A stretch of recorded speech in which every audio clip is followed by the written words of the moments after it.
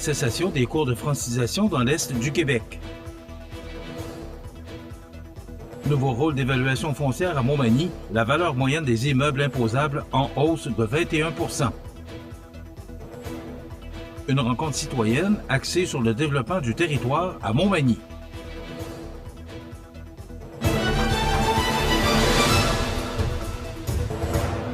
Jeudi 7 novembre 2024.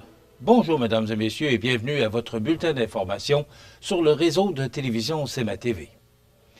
Les centres de services scolaires des régions du Bas-Saint-Laurent, de la Gaspésie et des îles de la Madeleine informaient la population lundi dernier qu'ils cesseront progressivement d'offrir des cours de francisation, le financement octroyé pour ce service offert dans les centres d'éducation des adultes étant actuellement atteint. Alors que tout récemment, le syndicat de l'enseignement de la Côte-du-Sud, indigné par des coupes de services en francisation à l'éducation des adultes, faisait parvenir une lettre officielle à Mathieu Rivet, député provincial de la Côte-du-Sud, pour témoigner de leur mécontentement et des conséquences néfastes sur les équipes enseignantes en francisation du Centre de services scolaires de la Côte-du-Sud, on nous apprend aujourd'hui, par voie de communiqué, que la cessation progressive des cours de francisation au Centre d'éducation des adultes du Centre de services scolaires Kamouraska, Rivière-du-Loup, affectera 170 élèves et 11 membres du personnel enseignant, dont la majorité à temps partiel. Rappelons d'emblée que le financement octroyé pour ce service offert dans le Centre d'éducation des adultes serait actuellement atteint. Les cours de francisation se termineront progressivement à la fin de la première session, soit le 29 novembre prochain. Le Centre de services scolaires de Kamouraska-Rivière-du-Loup offre des services éducatifs de niveau primaire, secondaire, formation professionnelle et formation générale des adultes à environ 7000 élèves, jeunes et adultes. Ce centre couvre 32 villes et municipalités réparties sur les territoires de la MRC de Kamouraska, de Rivière-du-Loup et d'une partie de la MRC de Lillet. Il compte plus de 1300 employés, dont plus de 90 % œuvrent directement auprès des élèves. La ville de Montmagny présentait à la presse mercredi avant-midi les principaux points concernant le dépôt du rôle d'évaluation pour les années 2025, 2026 et 2027. Écoutons le reportage de Jean Carbonneau.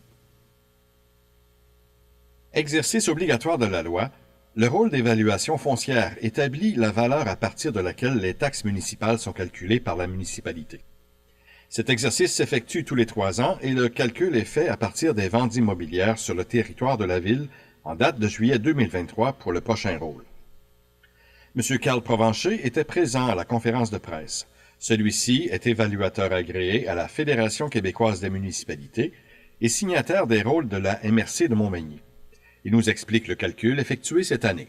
À Montmagny, si je regarde quand on a fait le dernier rôle de la ville, pour faire, mettons, les propriétés résidentielles d'un logement, on avait 427 ventes de 21 à 24. Et pour faire le rôle, on a en fait des ventes de 21-22 au 1er juillet 2023, on avait 268. Fait que c'est ces 268 ventes-là qui nous ont servi à faire le rôle d'évaluation de la ville de Montmagny. Comparativement au rôle précédent qui concernait les années 2022, 2023 et 2024, on constate une hausse moyenne de l'augmentation des valeurs foncières de 21,06 %. Plus spécifiquement, les maisons unifamiliales sont revalorisées de 22,28 %, les multilogements 4 et plus de 25,97 % et les maisons mobiles de 24,19 %. Les secteurs agricoles et forestiers, commercial et industriel ont quant à eux des élévations respectives de 20,72 %, 18,45 % et 17,37 %. M. Marc Lorrain, maire de la ville de Montmagny, exprimait sa satisfaction quant à l'exercice effectué. La Ville est quand même très satisfaite de son nouveau rôle d'évaluation qui est déposé aujourd'hui et qui va être transmis, on va en parler tantôt, mais aux citoyens, qui, dans le fond, signifie quand même, quelque part, qu'on est quand même toujours en croissance, parce qu'avec une hausse de 21,06 %, donc on voit que la Ville est en croissance. Ça, ce qui est intéressant de voir aussi, c'est que c'est le rôle, le prix des maisons, dans une certaine mesure, c'est un peu paradoxal parce que quand il est bas, ben dans le fond, ça rend les maisons attractives parce que c'est plus facile à vendre dans une certaine mesure. Puis quand c'est haut, ben dans le fond, c'est une valeur de revente qui est plus grande. Fait que dans le fond, des fois, on veut que ça monte, puis des fois, on veut que ça baisse. Hein. C'est dépendamment des citoyens et des situations. Il y a comme un paradoxe dans ça. Ce qui est important, avant d'aller plus loin, c'est de garder en tête deux choses. C'est que une augmentation de la valeur d'une propriété, ça ne se traduit pas nécessairement par une hausse de taxes. Je ne vais pas rentrer dans les mathématiques, mais quand on fait des règles de 3, on est capable de faire en sorte qu'on peut équilibrer puis neutraliser, dans le fond, le rôle par rapport à la taxation. L'évaluation moyenne d'une maison unifamiliale dans la capitale de Louis-Blanche est d'environ 240 000 $, ce qui correspond en gros au prix de vente constaté dans les dernières années. Quant aux taxes municipales, comme l'expliquait le directeur des Finances André Lévesque, celles-ci ne devraient pas suivre l'augmentation de la valeur de la propriété. Le taux d'imposition sera pondéré selon une règle de 3. La majoration, le cas échéant, ne serait causée que par un relèvement du taux et non par le rehaussement de la valeur de l'immeuble. Les propriétaires fonciers recevront par la poste au courant du mois de novembre leur avis d'évaluation. Dans l'envoi, un outil d'information sera inséré expliquant l'exercice et indiquera la procédure à suivre en cas de désaccord avec la valeur attribuée à leur immeuble. Dans tous les cas, on invite les propriétaires qui ont des questions sur le sujet à communiquer avec le service des finances de la ville de Montmagny. Ici Jean Carbonneau, CMA-TV Information, à Montmagny. Une rencontre citoyenne axée sur le développement du territoire. On vous donne plus de détails après la pause. Fenplast, c'est le plus important manufacturier de portes et fenêtres au Québec. Un produit recommandé par Protégez-vous au printemps 2024. Vous pensez portes et fenêtres? Passez voir notre équipe à la boutique Fenplast Montmagny au 228 chemin des Poiriers ou sur fenplast.com. Animalerie Montmagny, on aime vos félins, parfois taquins. Oui, vos chiens, même les coquins. Vos oiseaux qui chantent en duo, c'est pour l'amour des animaux. Animalerie Montmagny, pour l'amour des animaux. En 1833, un jeune de 20 ans eut une idée. Une petite idée qui allait devenir un grand projet. Aujourd'hui, le rêve d'Ozanam est devenu réalité. Au Québec, depuis 1848, la Société de Saint-Vincent-de-Paul est là pour aider lors des pires catastrophes. Et c'est au quotidien qu'elle fait toute la différence, en donnant nourriture, meubles et vêtements à ceux qui en ont vraiment besoin. Depuis 165 ans.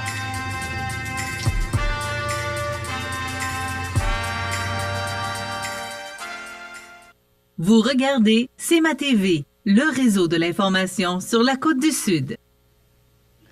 Ce sont plus de 16 Manimontois qui se sont déplacés le 4 novembre dernier pour discuter de développement territorial en compagnie du maire de Montmagny, Marc Lorrain, et des conseillers municipaux Mireille Thibault et Jessie Croteau. Couronnée de succès encore cette année, cette rencontre de consultation a été ponctuée d'échanges riches et constructifs. Sur des questions formulées pour alimenter la réflexion comme « Qui sommes-nous? Quelles sont nos forces, nos faiblesses? Sur quoi voulons-nous miser pour mieux nous vendre et à qui ?» Cette soirée aura permis, entre autres, d'entendre plusieurs points de vue fort pertinents pour amener Montmagny à ce qu'on dit encore plus loin. Le mot « vision » aura été utilisé à de multiples reprises par les participants qui ont été invités à donner leur point de vue sur le développement du territoire et à faire part de leurs principales préoccupations en rapport avec le développement actuel de leur ville, s'entendant tous sur le fait de l'importance, à ce stade-ci, de se doter d'une vision à long terme, sur plusieurs dizaines d'années, afin d'être en action plutôt qu'en réaction.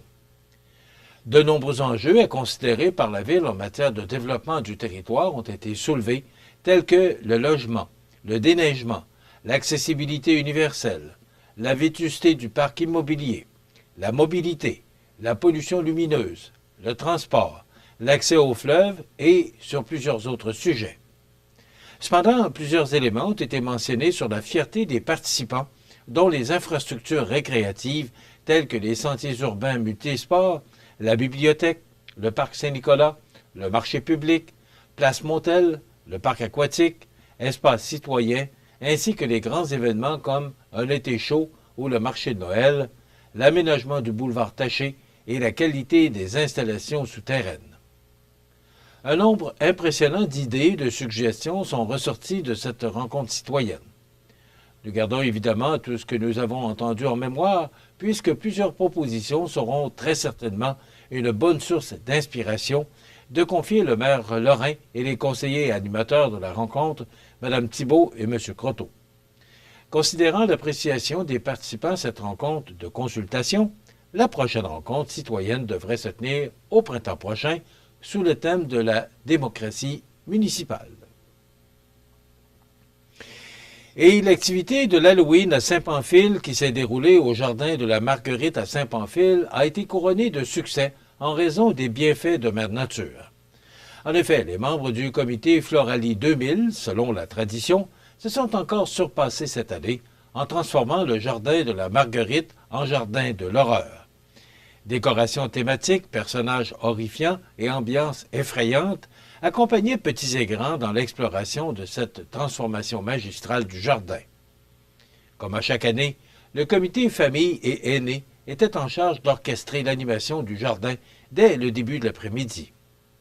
Costumés et dans un accueil chaleureux, les bénévoles ont offert du chocolat chaud et des bonbons à quelques services de garde, des groupes de l'école primaire Saint-Joseph, aux aînés ainsi qu'à tous les passants. Un peu plus tard en soirée, c'est plus de 250 enfants qui ont dévalé les sentiers du jardin pour apprécier les décorations et les surprises. Le service incendie de Saint-Pamphile a également fait sentir sa présence en circulant dans les rues du village avec ses gyrophares afin de faire prôner la sécurité des petits et des grands à la chasse aux friandises. L'équipe des pompiers a terminé sa ronde au jardin de la Marguerite pour rencontrer les enfants et échanger à propos de la sécurité. La municipalité de Saint-Pamphile souhaite faire mention à la classe de cheminement particulier continu de l'école secondaire La Rencontre et à la classe ressources de l'école primaire Saint-Joseph pour la confection des sacs de bonbons. L'événement de cette année demeurera mémorable car toutes les conditions gagnantes étaient réunies en raison de la température exceptionnelle, l'implication bénévole remarquable et la participation traditionnelle de la population. Les sports, présentés par Groupe Corriveau, entrepreneurs électriciens et plomberie, un appel, 4 services. Groupe Corriveau à Montmagny, 88 248 8992, votre solution. Vous avez des projets de construction ou de rénovation? Pensez Groupe Corriveau, entrepreneurs électriciens et plomberie. Un appel, 4 services, 88 248 8992, Groupe Corriveau à Montmagny ou groupecorriveau.com. La solution pour du travail bien fait.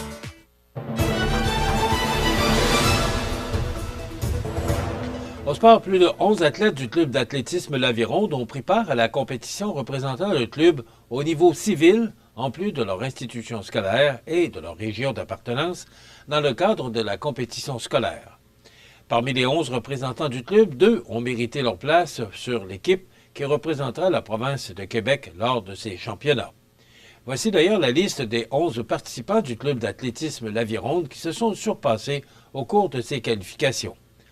Au 3 km Benjamin, 97 participantes, Camille Godreau, 37e position. Au 3 km Benjamin masculin, 94 participants, Élio Barge, 61e position. Au 4 km cadet féminin, 95 participantes, Maëlle Barge, 33e position. Aurélie Fortin, 75e position.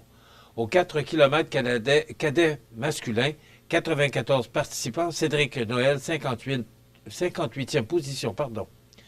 Au 5 km juvénile féminin, 88 participantes, Lauralie Jean, 23e position.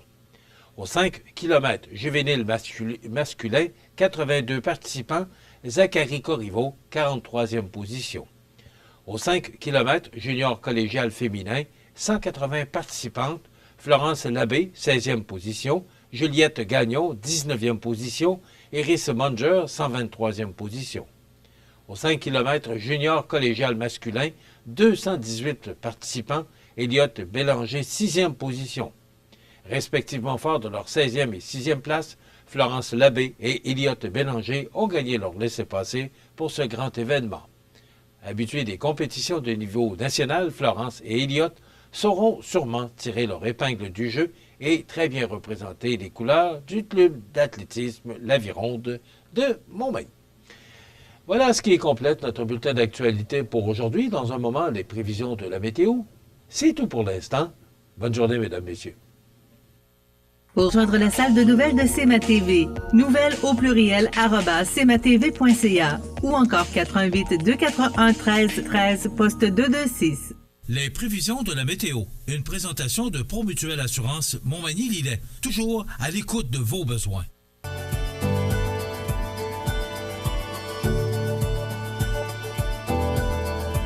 Promutuelle Assurance, votre assureur local. 88 248 7940. La la la la la la la.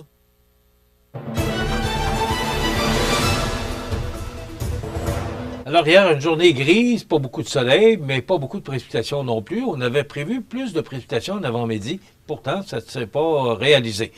Là, c'est beau, il fait soleil. Il y a beaucoup de nuages, mais quand même, c'est ensoleillé. Et beaucoup de nuages, ben voilà, l'image satellite là, qui nous démontre là, cette masse nuageuse, mais on parle quand même de beau temps.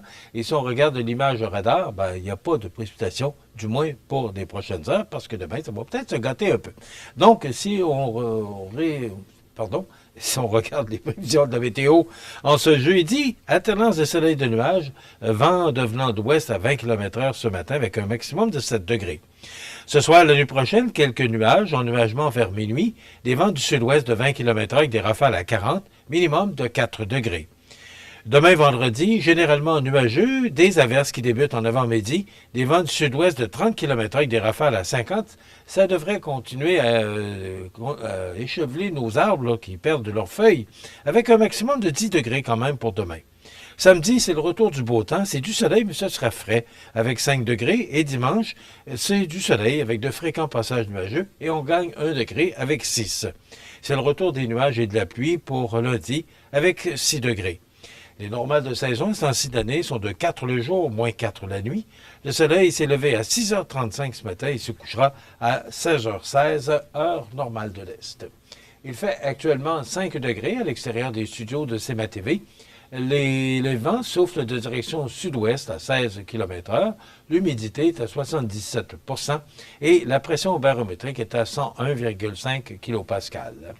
Maintenant, pour le bateau qui fait la navette entre Montmagny et l'île aux Grues, donc il y avait un départ à 7 h ce matin, le prochain 8h30, 18h15 et 21h, et les départs de Montmagny, eh bien le premier est à 7h45 ce matin, les prochains départs de Montmagny vers l'île aux Grues, 9h15, 19h et 21h45. Donc, c'est beau aujourd'hui, de la pluie demain et le retour du beau temps pour la fin de semaine. Voilà, ça complète les prévisions de la météo pour notre région. Dans un moment, on vous offre la chronique « Cultiver sa santé mentale » avec Mélissa Boilard. On va parler justement du changement d'heure qu'on vient de vivre. Et il y a Simon Lebrec, entraîneur-chef du club l'Everest de la Ligue Junior 3A, qui viendra nous jaser, faire un peu de bilan de l'année passée et nous parler de la prochaine saison. Alors, c'est ce qu'on vous offre. Il y a la chronique La Pouponnière, bien sûr, l'actualité et les avis de décès. C'est le menu pour cette émission du 7 novembre. Je vous souhaite donc une excellente émission à notre antenne.